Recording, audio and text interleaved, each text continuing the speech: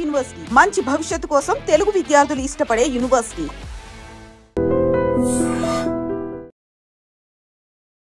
నమస్కారం, welcome to I dream.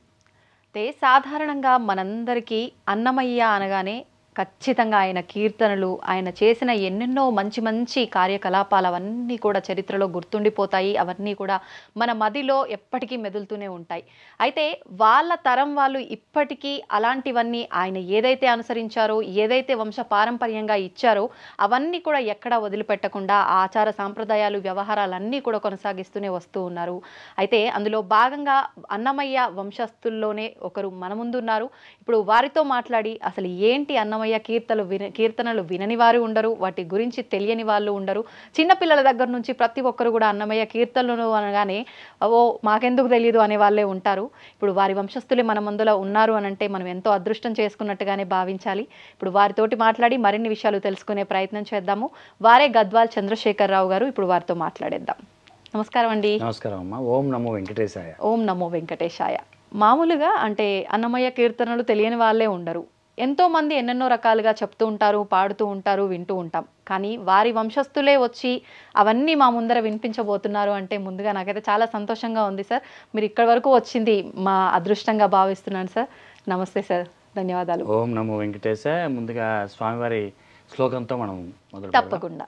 Venkatadri సమం స్థానం బ్రహ్మాండే నాస్తి కించన వెంకటేశ సమో దేవో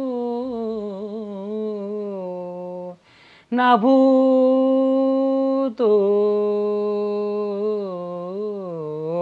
న భవిష్యతి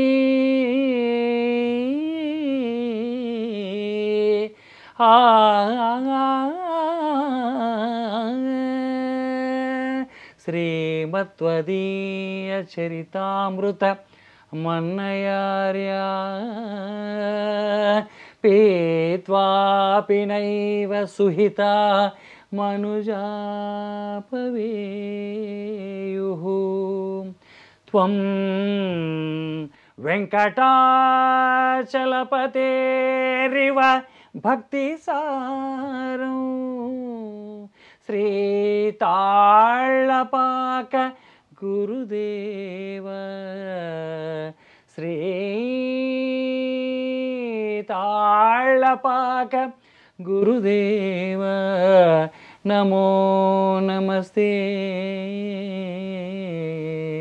నమో నమస్తే.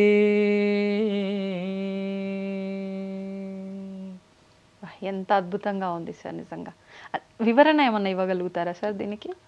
శ్రీమద్వదీయ చరితామృతం అన్నయార్య అని అన్నమాచార్యుల వారి సంకీర్తనలు మొదలు పెట్టేటప్పుడు మొట్టమొదట ఈ శ్లోకంతోనే గరిమెళ్ళ బాలకృష్ణ నుంచి వారు పాడి కచేరీ మొదలు పెడతారని ఈ యొక్క సంకీర్తన యొక్క లక్షణం. ఇది పాడంది కచేరీ స్టార్ట్ కాదు, స్టార్ట్ అవ్వదు. ఎవ్వరు కూడా నేదుడు కృష్ణమూర్తి కాడి నుంచి, గరిమెళ్ళ కాడి నుంచి, మంగళపల్లి బాలకృష్ణ కాడి నుంచి ఈ శ్లోకం గురువుగారికి నమస్కారం పెట్టి ఈ శ్లోకం చేసి కచేరీ మొదలు పెట్టాలి. అది అన్నమయ్య కచేరీ.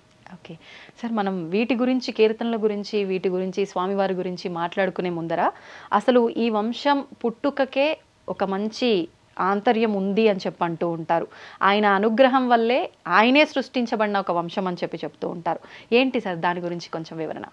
ఓం నమో వెంకటేశ. అదేం లేదమ్మా, వెంకటేశ్వర స్వామికి అమ్మవారికి మంచి సంకీర్తనలు వినాలి. శ్రవణానందం తెలుగులో చక్కటి సంకీర్తన వినాలని చెప్పేసి ఎన్నో సంవత్సరాల నుంచి వాళ్ళు ఎదురు చూస్తున్నారు. ఈ సంకీర్తనలు ఎప్పుడు వింటామా, తెలుగు సంకీర్తనలు ఎప్పుడు వింటామా, కీర్తనలు ఎప్పుడు పాడతారా మన గురించి అని చెప్పేసి ఆ వెంకటేశ్వర స్వామిని అమ్మవారుని లక్కమాంబ నారాయణ తీర్థులు ప్రార్థన చేస్తారు.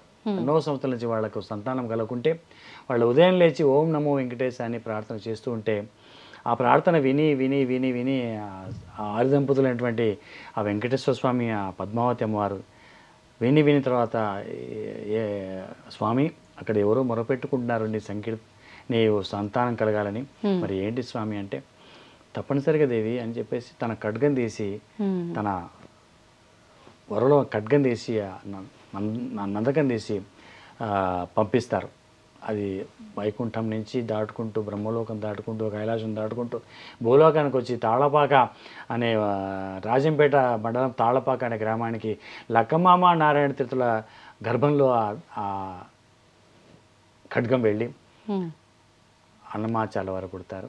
అన్నమాచార్ల వారు కూడా పుట్టినప్పుడు స్వామి మరి పుట్టించుకున్నారంటే ఆ స్వామి నువ్వు అడిగావు కదా తెలుగు పాట నీకు చక్కగా శ్రవణాలను చేసే సంకీర్తన ఎవరు పాడతారు ఎవరింటారని చెప్పి పాడతారు చూడు తాళపాక వంశస్థులు వినిపిస్తారు చూడని అప్పుడు నుంచి ఆ ఖడ్గం ద్వారా పుట్టినటువంటి అన్నమాచార్ల వారే ఈరోజు స్వామివారికి కైంకర్యం చేస్తున్నారు. భారద్వాజ గోత్రంలో లక్కమామ నారాయణ తీర్థులకు ఏకైక సంతానం అన్నమాచార్యుల వారు. ఆ సంకీర్తనలు ఆయన పాడించుకుంటూ 32,000 సంకీర్తనలు పాడించుకుంటూ ఆయన వినండి సంకీర్తన లేదు, ఆయన పాడిన సంకీర్తన లేదు. ప్రతి ఒక్క ఉత్సవానికి ఆయనకి ఏ ఆరోగింపు పాట, తర్వాత నైవేద్యం పాట, బ్రహ్మోత్సవం పాట, ప్రతి పాటని ఆయన పాడుతూ ఆయన కీర్తన పాట అనకూడదు, దీన్ని కీర్తన అనాలి. కీర్తనను పాడుతూ స్వామి వినిపిస్తూ స్వామిని ఎంతో ఆనందపెట్టినటువంటి విషయం ఇది. అంటే ఇప్పుడు ఇది సుమారుగా అంటే ఎన్ని తరాల నుంచి ఎప్పుడు జరిగిన విషయం? 12వ తరం వరమ్మా. ఇప్పుడు 12వ తరం వాళ్ళు ఈ కార్యక్రమాలను నిర్వహిస్తున్నారు. 13వ తరం, తర్వాత 14వ తరం వాళ్ళు ఇట్లా వస్తూనే ఉంటారు. వాళ్ళ తరం పరంపరం జరుగుతూనే ఉంటారు. సద్గురు అన్నమాచార్య పరంపరాయ వాళ్ళ వంశం అంతా వస్తూనే ఉంటారు, పాడుతూనే ఉంటారు. కాబట్టి ఇది శ్రీవారికి ఇష్టమైన పొద్దున్న తెల్లవారుతో ఆయన పాడుతూనే లేస్తారు. ప్రపంచానికే రారాజైనటువంటి ఆ ఏడుకొండల వెంకటేశ్వర స్వామి వంశం అండి. ఆ వంశంలో నందవరిక బ్రాహ్మణ కుటుంబంలో నేను పుట్టడం నాకెంతో అదృష్టం. మీరు ఎన్నోవ వంశంలో వారు? మేము 12వ తరం అనుకోండి, వారసులం అనుకోండి. అట్లా ఇప్పుడు చేసేవాళ్ళంతా నందవరిక బ్రాహ్మణ కుటుంబంలో జన్మించాం.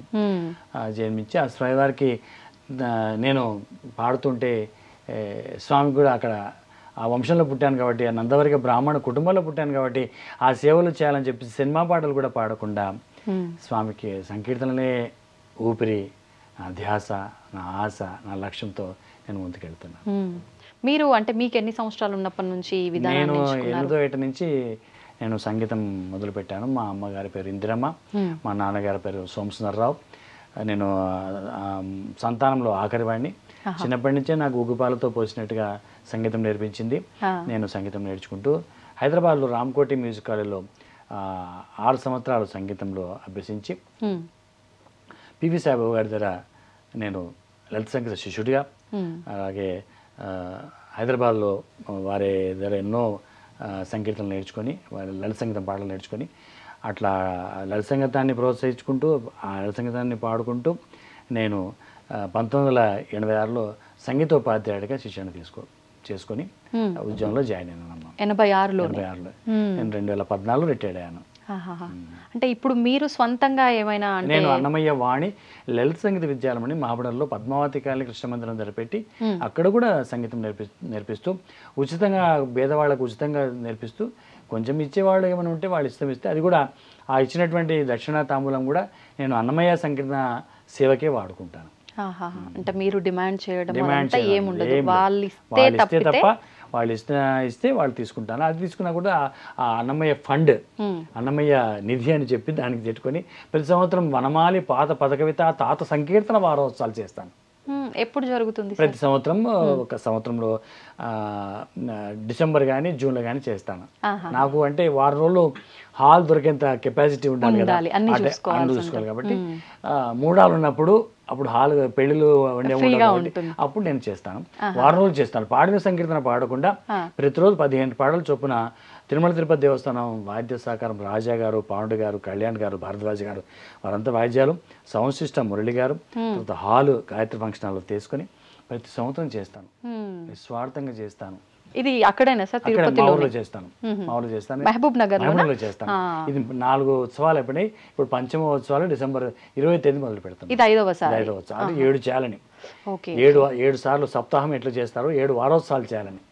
ఆ వారోత్సవాలు చేస్తే అప్పటికి స్వామి అనుగ్రహిస్తే పొడిగిస్తాను. అన్ని చేస్తే ముందుకెళ్తాను.